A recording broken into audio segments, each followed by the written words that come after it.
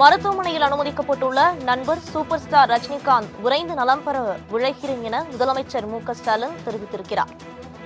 சென்னை நுங்கம்பாக்கத்தில் உள்ள தனியார் மருத்துவமனையில் நடிகர் ரஜினிகாந்திற்கு மருத்துவ பரிசோதனை நடைபெற்று வரக்கூடிய நிலையில் முதலமைச்சர் மு.க.ஸ்டாலின் எக்ஸ் வலைதள பக்கத்தில் பதிவு ஒன்றை வெளியிட்டிருக்கிறார். இது தொடர்பான கூடுதல் விவரங்களை வழங்குவதற்காக செய்தியாளர் செலினா இணைப்பில் இருக்கிறார். வணக்கம் செலினா, விவரங்கள் பதிவு பண்ணலாம்.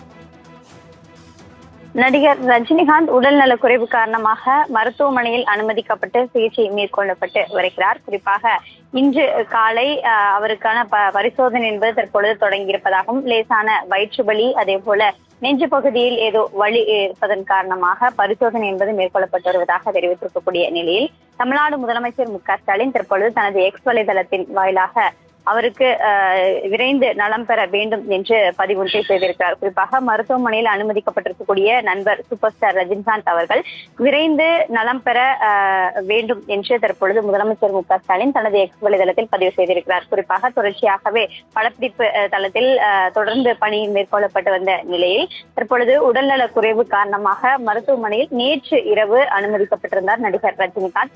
இன்று காலை அவருக்கான அந்த பரிசோதனை என்பது தொடங்கப்பட்டிருக்கிறது.